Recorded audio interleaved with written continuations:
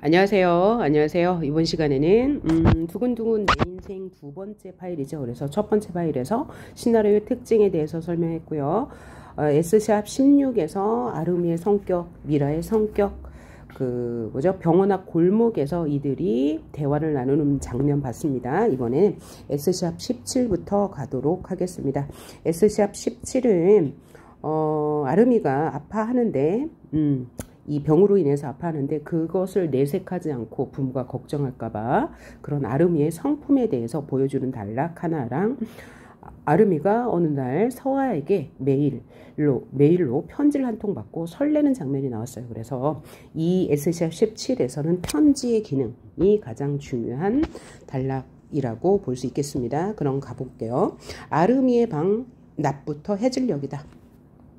그래서 이 장면을 제시해주고 있어요. 자, 아빠의 과거를 생각하며 글을 쓰던 아름이 갑자기 얼굴이 일그러진다. 밀려오는 심장의 통증, 대수가 눈치챌까봐 힘겹게 걸어가 방문을 닫고는 약통에서 진통제를 꺼내 먹고 진정하려 한다. 식은땀이 흐르고 그렇게 괴로워하다가 약에 취해 구부린 채 까무룩 잠이 드는 아름이의 모습. 이 상황 지시문을 통해서 보여지고 있네요. 자, 그러면 아름이는요, 아빠의 과거를 생각하며 글을 썼대요. 그러니까 아름이는 평소에도 글을 쓰는 어떤 습관이 있었나 봐요. 그러니까 뭐죠? 취미 정도로 생각하면 될 것 같아요. 그런데 갑자기 얼굴이 일그러지다가 통증을 짠고서 까무룩 잠이 들었어요. 그러니까 갑자기 얼굴이 일그러진다도 이 시나리오의 특징을 볼 수 있죠. 이것을 만약에 소설로 썼다 그러면 아파온다 라고 이야기할 수 있겠죠. 그러니까 이 아름이의 심리를 보여주기, 행동을 통해서 보여주는 간접 제시, 아름이의 심리를 간접 제시하고 있는 시나리오의 특징을 볼 수 있었고요. 자, 심장의 통증을 눈치챌까봐 방문을 닫고 진통제를 먹고 잠이 들었대요. 그래서 이 아름이의 성격은 어떻다? 부모에게 걱정을 끼치기 싫어서 조용히 아픔을 참고 있는 사려 깊은 성격이다 라고 알 수 있네요. 그 다음에 어른스럽다 라고 해도 맞는 말이 되겠죠. 잠이 들었어요. 그러다가 문득 깼는데 컷투라고 나왔네요. 이 컷투라는 시나리오 용어 잘 봐야 되겠죠. 컷투라는 것은 장면이 바뀜이란 뜻이죠. 한 장면에서 다른 장면으로 넘어가요. 그러면서 시간의 경과를 나타낸다는 것, 컷투의 용어 알아두셔야 되겠어요. 한 장면에서 다른 장면으로 넘어갈 때 컷투라는 용어를 쓴다. 이것은 시간의 경과를 보여주는 것이다 라고 알아두셔야 되겠어요.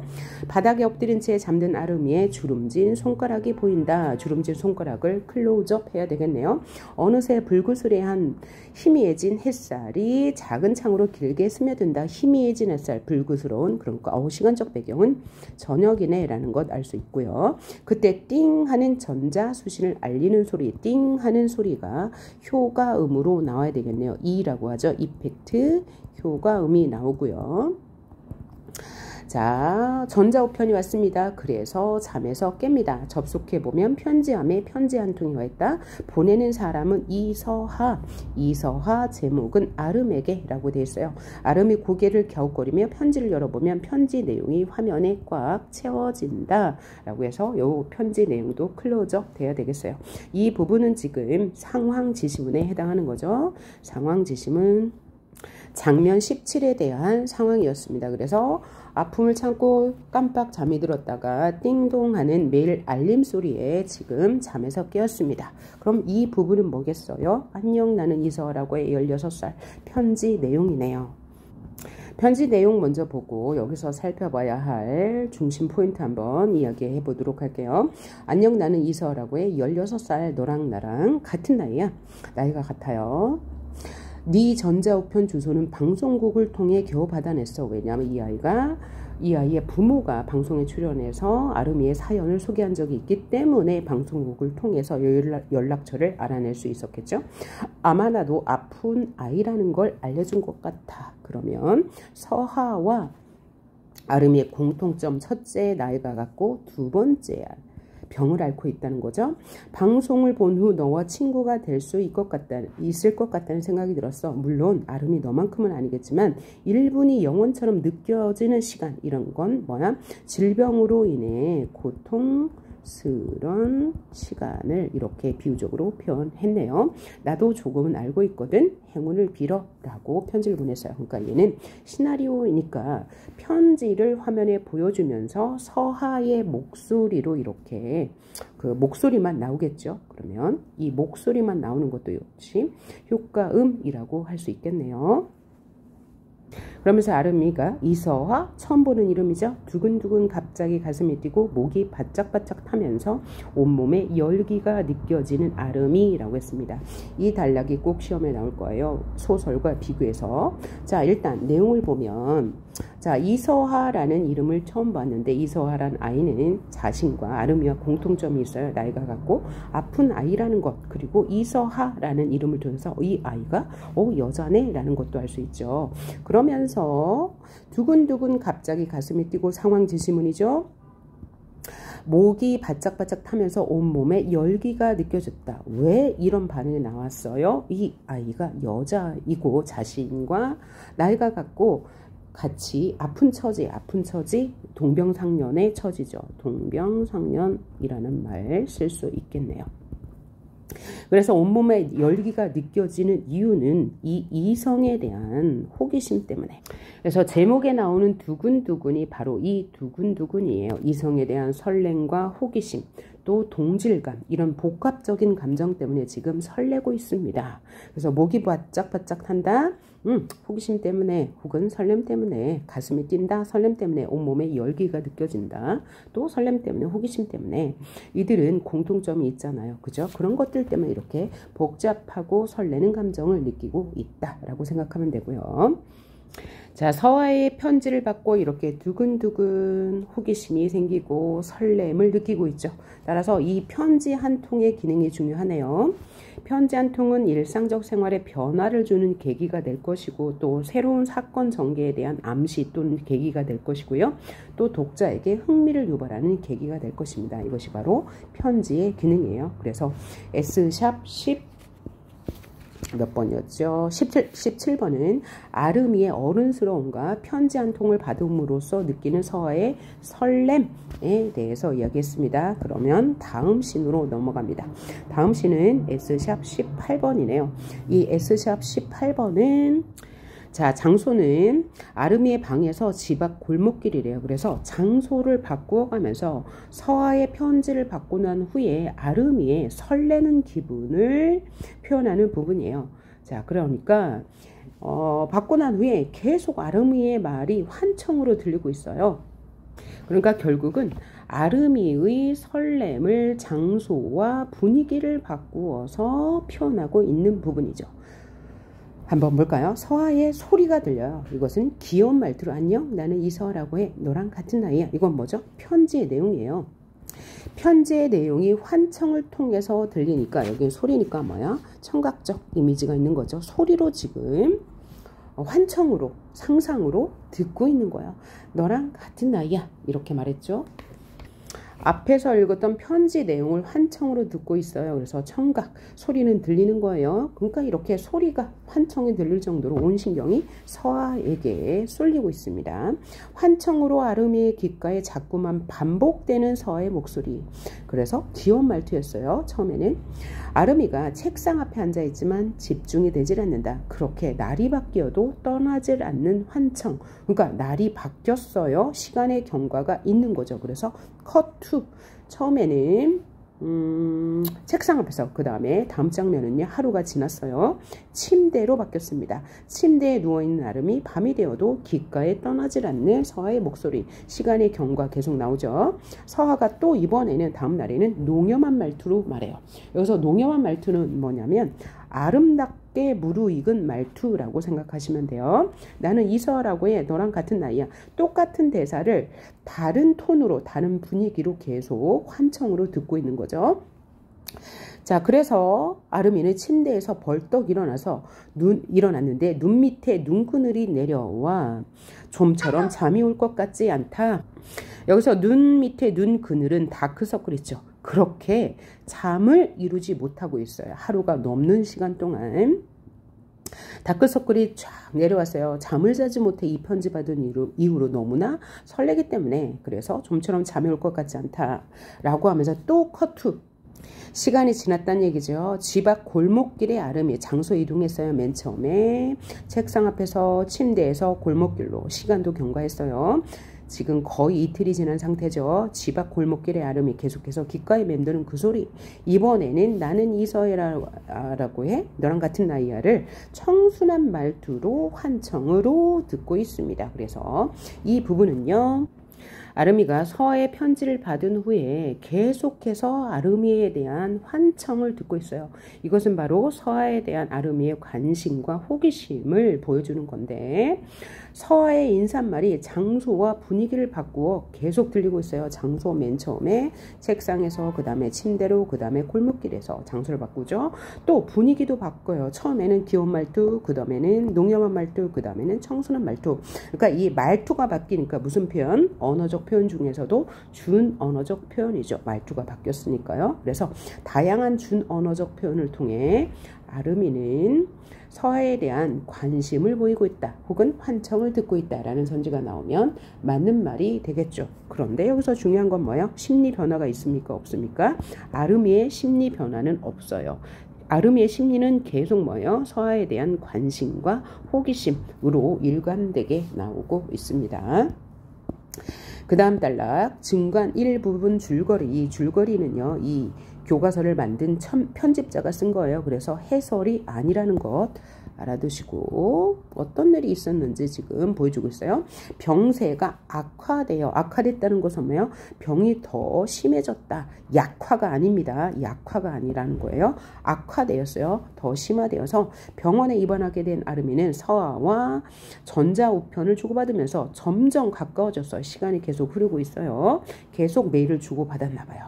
텔레비전 방송 연출자가 후속편을 계속 찍자고 제안했나 봐요. 그래서 아름이는 부모님을 위해, 자신이 유명해지고 싶어서가 아니고 부모님을 위해, 왜? 치료비 부담을 덜 수 있으니까요. 방송에 출연하기로 결정해요. 한편 연출자는 아름이에게서 서아의 이야기를 듣고 그들의 사연을 방송에 소개하자고 말해요. 그래서 아름이는 이를 수락합니다. 왜요? 수락한 이유는 부모님의 치료비 부담, 즉 경제적 보탬이 되기 위해서 방송 제안을 수락하게 된다는 이야기였습니다.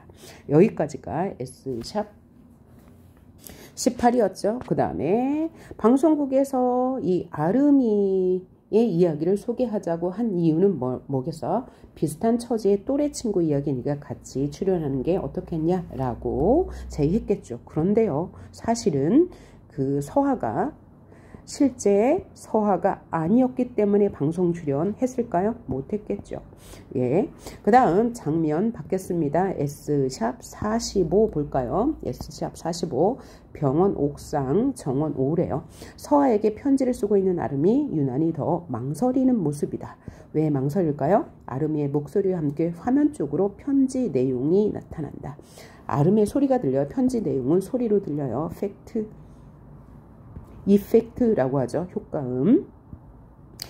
자, 한참을 망설이다가 용기 내서 부탁할게. 그래서 망설였나 봐요. 서아야, 내 시력이 조금 약해지고 있어. 혹시 네 사진 한 장 보내줄 수 있을까? 그러니까 뭐야? 내 시력이 점점 약해져서 실명이 되면 너를 볼 수 없으니까 내가 볼 수 있을 때 너의 모습을 보고 싶어 라는 의미로 사진 한 장을 부탁하는 거죠. 이 얘기를 하지 않으면 후회할 것 같아서 이렇게 용기를 내고 있어. 보내기 버튼을 누를까 말까 고민하는 아름이 한참을 괴로워하다가 눌러버렸어요. 전자우편을 성공적으로 보냈습니다. 라는 문구가 떠요. 여기도 그래서 상황 지시문이 되겠네요. 그래서 이 씬 넘버 45에서는 서아에게 메일로 사진을 요청하는 장면이 나왔습니다. 여기서 지금 시나리오니까, 자, 시각 청각이 제시되는데 한번 구분해 볼까요? 시각 청각을 제시해 주니까 구체적으로 보여준다라고 하는 말이 나왔다. 그러면 맞는 말이 되겠죠. 그래서 선택지에는 장면을 시각 청각으로 제시한다 혹은 구체적으로 제시한다 라는 말이 나올 수 있고요. 그 다음에 편지 내용이 나타난다 라고 했으니까 여기는 시각이 나타나는 부분일 거고, 화면으로 제시하니까요. 그 다음에 이 편지의 내용은 화면과 함께 또 뭐야? 청각도 나올 거예요. 읽는 소리. 여기서는 아름이의 소리겠죠. 내가 이렇게 망설이다가 너에게 편지를 보내, 사진 한 장 보내줄 수 있어? 내가 지금 시력이 점차 나빠져서 지금 이 얘기를 하지 않으면 나중에 후회할 것 같아. 그러니 사진을 좀 보내줘 라고 하면서 메일을 보냈습니다. 자, 이제 장면 번호가 바뀝니다. S샵 46.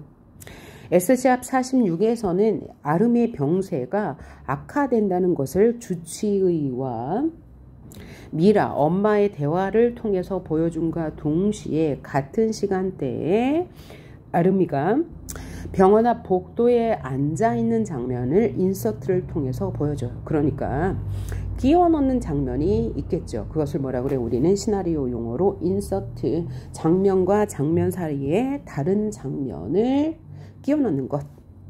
그러니까 병원 진료실 안에서는 의사와 미라가 아름이의 병세가 악화된다는 사실을 이야기하고 있고, 병원 밖, 그러니까 진료실 밖 복도에서는 아름이가 앉아있는 장면을 끼워 넣은 거예요. 그래서 여기 인서트가 사용되었구나 라는 거 확인할 수 있습니다. 그래서 여기까지는 뭐예요? 인서트 진료실 앞 병원 복도에서 의자에 차분히 앉아있는 아름이의 모습이 있고 끼워 넣기 장면으로, 그 다음에 진료실에서는 미라와 주치의가 어두운 표정으로 이야기하고 있습니다. 어두운 표정으로 이야기한다. 이거는 상황 지시문이 되겠고, 주치의 안과에서 아름이 눈에 대한 소견을 들었습니다. 아름 어머니 아름이가 계속 이렇게 책이나 컴퓨터를 보면 실명을 할 수도 있어요. 주치의 설명에 점점 굳어지는 미라의 얼굴. 그래서 뭐 게임이라는 얘기는 안 나왔네요. 뒤에 나와요. 책이나 컴퓨터를 보지 말라는 당부와 함께 곧 실명할 수 있다라는 소견을 나누고 있습니다. 그 다음 S샵 49로 가볼게요.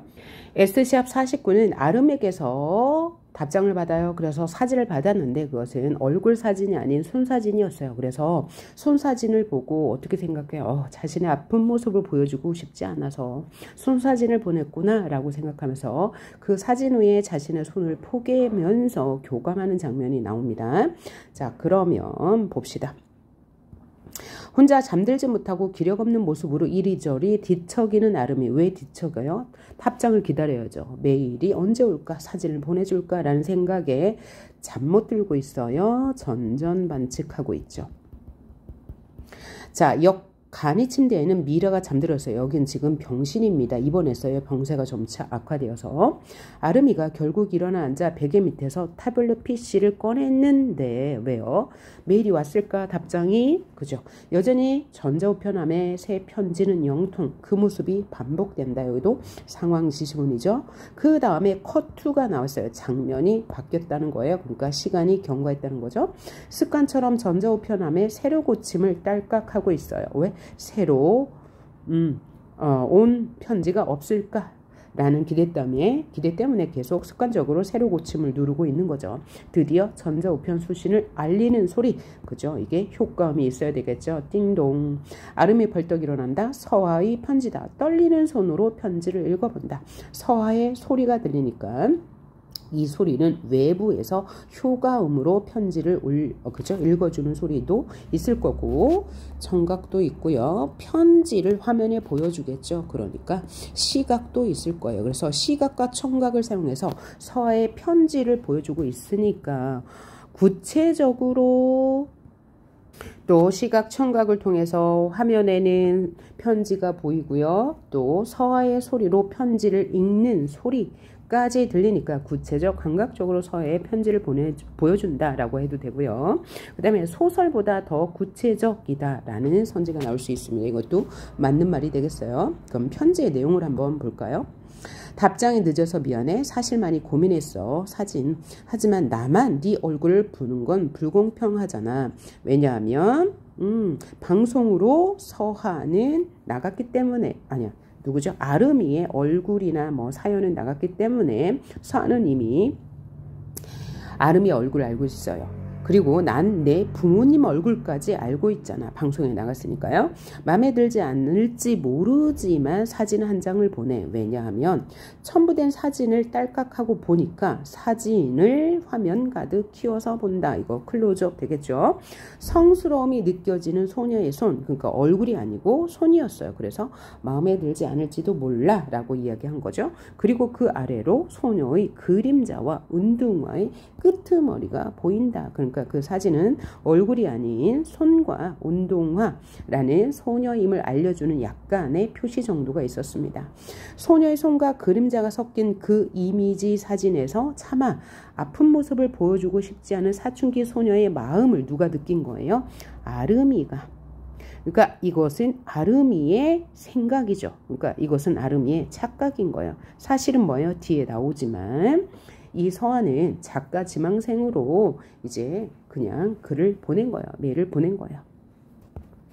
자, 그러니까 이 장면에서는 아직 이 서아가 거짓이었다라는 것이 나타나지 않았으므로 소녀의 부끄러움이 느껴진다라고 하면 맞는 말이에요. 그 다음에 아름이의 착각이란 말을 여기에서는 쓸 수 없죠. 아름이는 동병상련을 느낀다라고 해야지 맞는 말이에요. 아름이는 서아의 말에 공감한다라고 해야지 맞는 말이 되겠습니다. 자, 그런데 뒤에 가면 이 서아가 거짓이었다. 서아의 실체는 거짓이었다. 나는 작가 지망생이다. 라고 밝혀지는 부분이 있거든요. 그러니까 이 부분 차마 아픈 모습을 보여주고 싶지 않은 사춘기 소녀 이 부분은 뭐라고도 할 수 있어요. 뒤에 나의 실체는 거짓이야. 서아의 실체는 거짓이라는 복선이 될 수도 있는 부분이네요. 자, 내용. 사진에 손을 가만히 가져다 대보는 아름이. 사진 속 서아의 손과 아름이의 손이 포개지고 맞잡은 것 같아지는 소녀와 소년의 손이라고 해서, 그러니까 이 소녀의 사진에 누구죠? 서아의 사진에 아름이가 손을 갖다 포개어 놓는다는 것은 아름이의 교감의 심리를 간접적으로 보여주는 거죠. 그리고 장면 전환이 있어야 되는 거죠. 처음에는 이 사진, 아름이의 서아의 손의 사진, 그 다음 장면이 바로 뭐예요? 서아가 사진 위에다 자신의 손을 포개는 장면. 그래서 실제로 장면 전환이 있어야 된다는 것. 자, 그래서 여기까지가 S샵 49였습니다. 49에서는 서아에게서 답장을 받고 그 사진을 보면서 교감하는 아름이의 모습을 보여줬고요. 이 편지의 내용을 굉장히 구체적이고 감각적으로 보여줬는데 소설보다 더 구체적이다. 그리고 여기 장면 전환이 있어야 된다. 라는 것 확인했고요. 다음 S샵 50으로 가봅니다. 자, S샵 50은요, 이렇게 편지를 받고 난 후에 서아의 상상이 이어져요. 이렇게 서아에 대한 아름이의 상상, 서아의 모습을 상상해보고 자신의 건강한 모습을 상상해보면서 서아와 자신이 상상 속에서 오솔길을 거닐면서 이야기를 나누는 모습을 상상으로 제시하고 있습니다. 자, 그럼 내용 볼게요. 사진 위로 겹쳐진 두 손이 실제가 되어 맞잡는 손이 되고 상상이죠. 손을 잡고 걷고 있는 소년과 소녀 아름이와 서아의 뒷모습이 보인다. 카메라가 점점 빠진다 라고 했어요. 점점 빠진다는 것은 멀어진다는 얘기죠. 그래서 카메라가 점점 빠진다. 촬영기가 빠진다. 원경이 되겠죠. 빠지면 벚나무들이 무성한 오솔길을 걷고 있는 소년과 소녀의 모습이 아련하다. 그러면 맨 처음에는 두 손이 실제가 되어 손을 맞잡는다. 그러면 여기는 화면을 확대해야 되겠죠. 여기는 그러면 근경 화면 확대에서 클로즈업이죠. 확대해서 화면 축소로 이어지고 화면이 축소되면서 오솔길을 걷고 있는 소년과 소녀의 뒷모습이 멀리 비춰지고 있는 거. 다시 한번 근경, 맞잡은 손이 근경에서 원경, 이들이 오솔길을 걷고 있는 뒷모습으로 이어져요. 그래서 근경에서는 카메라가 가까이 찍고 있는 거고 원경에서는 카메라가 멀리 찍고 있는 것 확인했죠. 그러니까 이건 다 상상이에요. 잔잔히 깔리는 효과음도 있어야 되겠어요. 이때 효과음은 어떤 분위기의 음악이어야 할까요? 약간 부드럽고 감미롭고 싱그럽고 설렘을 표현할 수 있는 달콤한 이야기가 흐르는 바람의 입맞춤이라는 배경 음악을 쓸 수 있겠네요. 이 장면은 지금 아름이의 상상 속에서 서하와 데이트하는 모습이니까요. 자, 그래서 또 상황 지시문이 나오네요. 오솔길을 걷는 두 사람, 아름이는 자신의 꿈속에 등장했던 16살 소년의 모습을 하고 있다. 이때 16살 자신의 모습은 건강한 소년입니다. 굉장히 풋풋하죠. 그리고 아름이가 바라본 서하의 모습, 햇빛의 역광으로 비치는 음영에서 점점 윤곽이 뚜렷해지며 모습을 드러내는 서하. 그러니까 햇빛이 역광으로 비치면 주변은 굉장히 환해요. 그리고 이 피사체인 아름이는 어두워요. 어둠에서 점점 모습을 드러내니까 굉장히 신비스럽고 아름다운 모습이겠다라는 것 상상해 볼 수 있겠네요. 자, 그리고 굳이 이렇게 촬영한 이유는 뭘까요? 역광으로 비치는 소녀의 모습이 점점 안 보였다가 점점 드러내는 모습으로 촬영한 것은 뭐예요? 우리 관객들에게 긴장감을 유도하고 집중시키는 효과를 위해서겠죠. 서하의 모습이 처음 나오는 거잖아요. 모습은요. 그렇죠? 그래서 이렇게 집중하는 효과를 누리기 위해서 이런 촬영 기법을 썼다 라고 볼 수 있겠고, 계속해서 읽어보면 청순한 얼굴의 한 소녀가 아름이를 향해 환하게 웃고 있다. 그때 살랑살랑 어디선가 불어오는 바람, 서하의 긴 머리카락이 바람에 흩날린다. 청량한 서하의 웃음소리가 울려 퍼지고 서하를 보며 미소 짓는 아름이 굉장히 설렘이 느껴지나요? 설렘 느껴지고요. 신비스러움도 느껴지네요. 첫 데이트 장면에서 얼굴이 안 보이다가 점차 나타나고 바람이 살랑살랑 불고 서하가 웃으면서 아름이를 보며 미소 짓고 있습니다. 첫 데이트의 그 설레는 장면 생각하시면 되겠죠. 그래서 만약에 문제에서 이렇게 연출한 의도가 무엇이냐라고 묻는다면 뭐라고 답할 수 있어요? 예, 신비스러운 분위기를 조성하기 위해서다 라고 답하시면 될 거예요. 그리고 여기서 요거 하나 중요하네요. 지금까지 이렇게 화면으로 보여진 서하의 모습은 누구의 시각으로 본 거예요? 바로 아름이의 시각에서 본 거라는 거예요. 그래서 특정 인물의 시각에서 서하의 모습을 묘사하고 있다. 서하의 모습을 보고 있다라고 하면 맞는 선지 되는 거고요. 자, 이제 대사도 나옵니다. 서하가 아름이를 보며 너 언제 살고 싶어지니? 라고 물어봤어요. 그랬더니 아름이가 아름이 넌 언제 가장 살고 싶어지냐고 하고 이 장면이 끝나는데요. 언제 살고 싶어지니는 실제 서하가 아름이에게 그 통신에서 했던 이야기예요. 어떻게 알 수 있냐고요? 지금 이 장면이 S샵 50이에요. 그런데 S샵 1부터 50까지 계속 우리가 본 건 아니죠. 중간중간에 빠진 부분이 있는데 오랜 동안 이 둘이 가서 지금 이 편지를 주고받고 있잖아요. 그 내용 중에서 살고 싶어지는 때를 이야기한 적이 있는데 여기 지금 상상하는 장면, 상상으로 데이트하는 장면에서도 서하가 아름이에게 묻고 있네요. 뭐라고요? 언제 살고 싶어지냐고요. 그러니까 이 아름이는 살고 싶어지는 때를 깊이 생각해 볼 거예요. 깊이 사색하는 계기가 되죠. 혹은 성찰하는 계기가 됩니다. 언제 살고 싶어지는지 아름이가 사색, 성찰하는 계기가 되는 질문을 서하가 하고 있는 거예요. 그러니까 전에 한 적이 있는 말에 대해서 앞으로 아름이가 깊이 생각해 본다는 얘기죠. 이렇게 해서 이 장면은 끝납니다. S샵 50에서는 아름이가 서하와 만나 데이트하는 장면을 상상으로 보여줬습니다. 그때 촬영 기법은 신비스럽고 아주 달콤하고 아름다운 분위기로 연출을 했습니다. 이 청춘 남녀의 이 설레는 사랑의 감정이 잘 살아날 수 있는 효과음도 써야 되겠고요. 이때 나타난 아름이의 모습은 이 젊은 모습이었습니다. 상상 속에서, 꿈 속에서 본 모습이었어요. 그 다음에 다음 장면으로 넘어가는데요. 다음 장면은 S샵 51. 자, 이렇게 상상을 하다가 이제 현실로 돌아와서 편지를 다시 쓰기 시작하는 장면이에요. 상상에 이어져서 실제 편지를 쓰는 장면, 병원 옥상 정원이고요. 밤이에요.